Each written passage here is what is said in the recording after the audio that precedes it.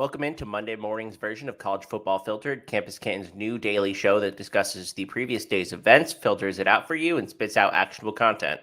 I'm your host, Chris Moxley. You can find me at Chris Moxley19. You can find everything I do at Campus Canton on Twitter or Campus Canton on YouTube. If you like the series we're doing, or if you like any of our videos, like and subscribe. We're putting out content virtually daily and um, doing a lot of awesome stuff behind the scenes. So make sure you're following, liking, subscribing, turn on notifications for what we do, and you'll I think you'll be satisfied. Anyway, let's kick off this version of College Football Filtered. Today we're going to talk a little bit about Josh Gattis going to Miami, what that means, the new Fanatics partnership with One Team Partners for jerseys, and the 2023 number one recruit, Arch Manning.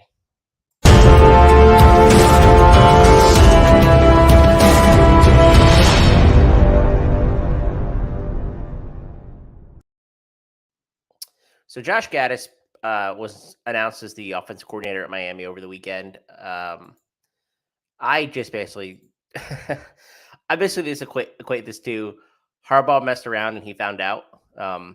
Felix actually dropped a vid yesterday. You can find Felix's founder at Campus Canton at Sharp Review. In his "What Does It Mean" series, talks a little bit about the implications.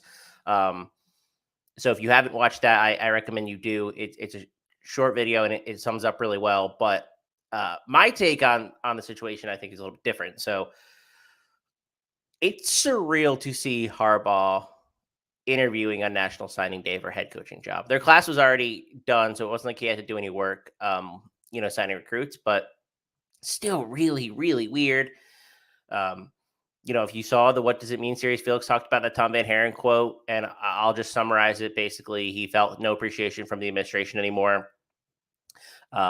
He doesn't want to be somewhere he wasn't wanted. This is coming from Josh Gattis, and it makes sense, right? And so my guess is really he felt like he wasn't going to be the next guy in line for that head coaching job. There were rumors that it might be Mike Hart.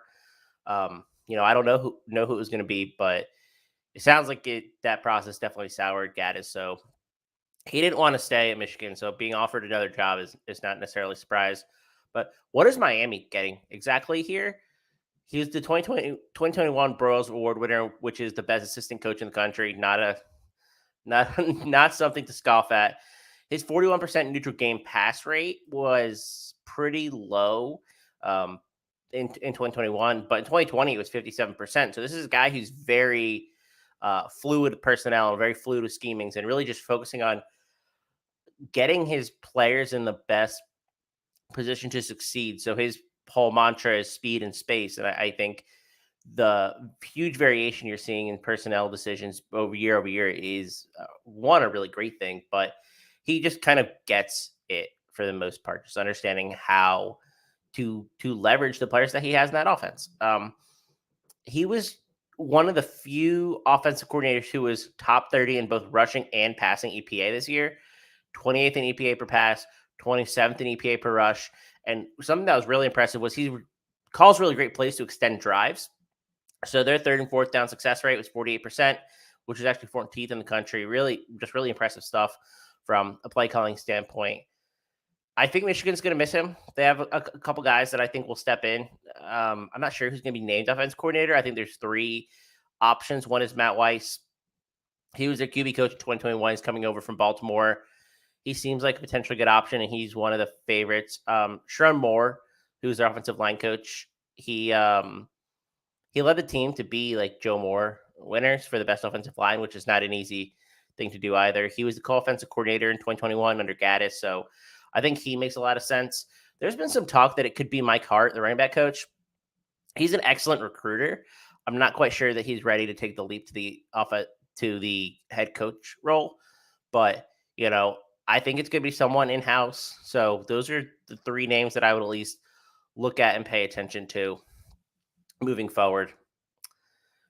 But yeah, I think it's a big win for Miami. Flexible personnel. I think this is a big win for Tyler Van Dyke and really the entire offense involved. I think Michigan's going to see a little bit of consistency because I think their three candidates to replace Gattis are all going to be in-house. So that should help. And again, this departure seemed inevitable after the stuff that had come out. So it is what it is, but I think it's a win for Miami. Let's talk jersey names. Fanatics partnered with one team to secure the rights for athletes for a nationwide jersey program, i.e., you are now going to get athletes' jerseys with names on them, which is awesome news.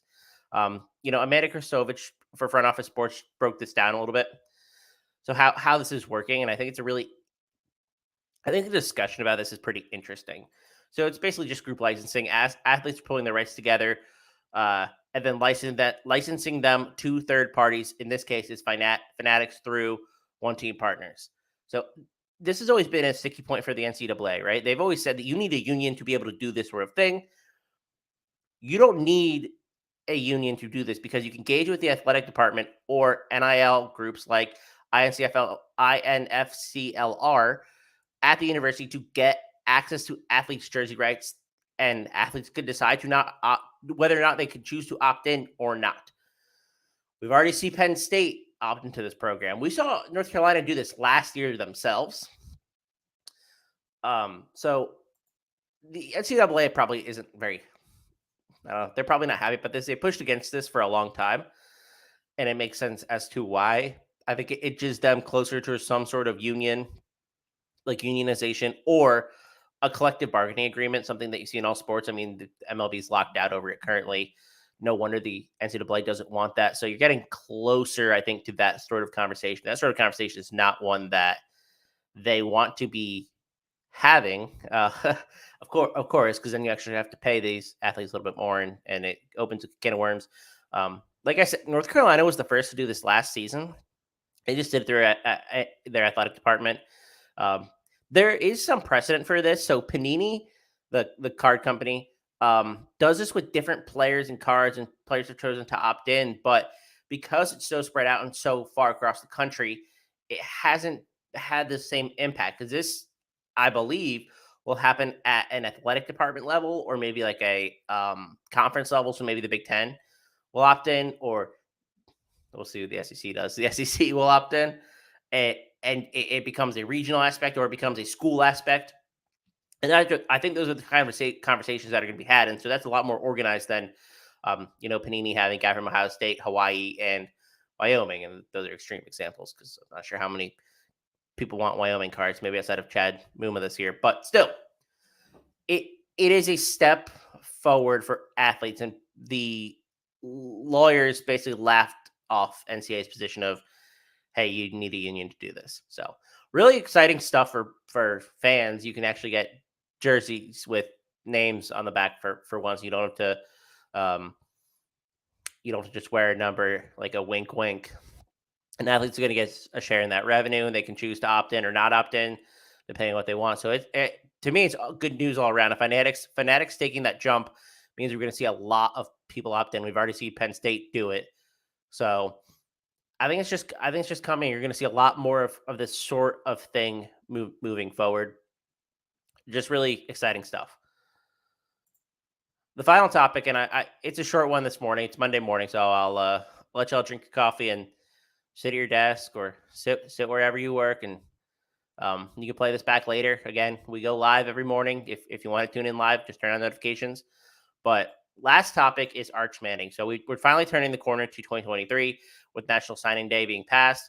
And I wanted to touch on the impact that Arch Manning could have on the college football landscape in general. So he's obviously the number one recruit, of course. He's already 6'4", 215. And if you haven't guessed by now, or you live under a rock, he is the nephew of both Peyton and Eli, and he's the son of Cooper Manning. He's an extremely athletic player, legitimate mobility, very good basketball player in his own right. I think he excels in structure and out of structure. His career average, 12.6 yards per pass attempt, it's fairly impressive. And his overall numbers aren't that impressive, because Isidore Newman only passes like 23 times per game. So you're kind of getting a low ceiling there. So his yards per pass attempt are really impressive given the context of the offense. A little bit about where he's going. So I chose to put him on here because Clemson is now out of the running, according to Steve Wiltfong at 24/7 Sports, who, if anyone knows, he would know. That makes a little bit of sense, right? They added Kate Klubnik this year, and Klubnik is the QB1 and I think the 6th overall player in this class. So that's not necessarily too surprising. It's currently down to allegedly Alabama, Georgia, Ole Miss, and Texas. Ole Miss makes sense. His dad Cooper went there. Obviously, Eli went there. The offense is very quarterback friendly. We haven't really seen what Charlie Weiss Jr. is going to do yet, but it's still, he was with Kiffin. I don't expect a lot to change necessarily there. I think Texas is an interesting one because he'll maybe say a year behind Quinn Ewers. Georgia doesn't have a quarterback. They never do for some reason. Kirby Smart can't recruit the right quarterback. Alabama, I don't really think it's an issue if he wants to go to Alabama. What does this mean, right? So Arch Manning is, in my opinion, going to change the NIL landscape. He's going to change the way that money's flowing around college football, and he is like possibly the biggest name that we have seen or will ever see in the NIL era. So On3 does these calculations, and they come up with a lot of different things about how he's valued and how they value players in terms of their NIL deal. A lot of that goes from social media impact to their name cachet and who they are. He's currently valued at 1.6 million, which is second in NIL valuation if you include players playing in college and high school. So the only one higher currently is Bryce Young. Makes sense. He just won the Heisman and he plays at Alabama. So that's the only player currently higher than Arch Manning, who is a junior at Isidore Newman in Louisiana. And he has no social media presence at all. He's not on Instagram. I don't believe he's on Twitter. So this calculation is entirely coming from basically name cachet and the quality of player he is. Because again, he does have that name, the Manning name, but he is the number one player in the class. Would he be the number one player if he didn't have the Manning name? I don't know. I don't want to play that sort of game. He's obviously a very, very talented player. So what does this mean in terms of his recruiting? I think that the second that he steps on the field at a program, he is going to be the highest paid player in an NIL evaluation easily by maybe a handful of millions of dollars. I think he could be the first player that we see get double digit millions, so like 10 plus million from different endorsements. I think, and it's going to play a huge role in his recruitment if he wants it to, right? So I don't think that the Manning family is necessarily hurting for money here. We know a lot about the Mannings and who they are, and they're in every commercial, and they're the Kardashians of the football world, basically. So if Arch Manning wants to pursue that route and secure the bag, he's more than welcome to, right? I think he can get $10 million if he wants that day he steps on campus from any of these programs, especially Texas and their oil money. But I think anyone will actually put together a package for him because, like we talked about, jersey sales, right? Like imagine getting a Texas Arch Manning jersey. I think a lot of people would get that. Tickets, social media presence, like there's a lot that Arch Manning does for your university just by having that Manning name behind him. So he's going to change the landscape a lot. And I think the conversation that we're going to have around Arch Manning is going to be really interesting in the next 12 months. So I wanted to get ahead of it and understand that it's not going to be like any sort of recruitment we've ever seen before. I think it's going to be something very, very different. It's going to be very unique. It's probably not going to be duplicated, but this is a player who can turn around a program if they're, like, say their jersey sales aren't where they need to be. And I don't think any of these programs are worrying about that, but he just brings so much value to the marketing aspect of a program that you're going to see all of these teams really like roll out the red carpet to get him there, offer him insane NIL deals. It is going to be something that we probably won't see again. And it's really exciting for the college football landscape just to see something like this, right? I think this is the way we're heading, but Arch Manning just is going to break the mold, and I'm excited to see it. I want to talk about this again this morning because Clemson was out, and I think it's gonna be an interesting conversation that we have throughout like the next year until National Signing Day. Maybe he commits before then, but again, just be prepared for a very, very different type of recruitment. Anyway, I said I'd keep it short today. It's Monday morning, so don't want to inundate you with stuff. We didn't talk about the Senior Bowl today, and that's honestly because I wasn't there, and I don't want to give an unqualified opinion. The best I would be doing is summing up, things I've seen online. And online, the only concrete thing is that Malik Willis looked good, and he was probably the QB1 at the event. But everything else, people are all over the board with winners and losers, and some people have someone as a winner when others had them as losers. So do your research. I'm sure our flagship program, Campus Life, will talk about it a little bit this week as well. Have some opinions. They talked about it last week already. So if you're looking for that information, I don't want to, I don't want to misrepresent because I was not there. Again, I think Malik Willis is the winner, but there's a lot of research out there, a lot of people writing about it. So I encourage you to dive into it and figure out who you trust and look at that for yourself. And, if you want to declare someone else a winner, go for it. The film of the game's out there, but that's why we didn't talk about it in case you were curious. Yeah. College Football Filtered Monday morning. You can find it at Campus Canton YouTube. Like, subscribe. You can find everything I do at Chris Moxley 19. Anyway, let's have a good Monday. And kick it off.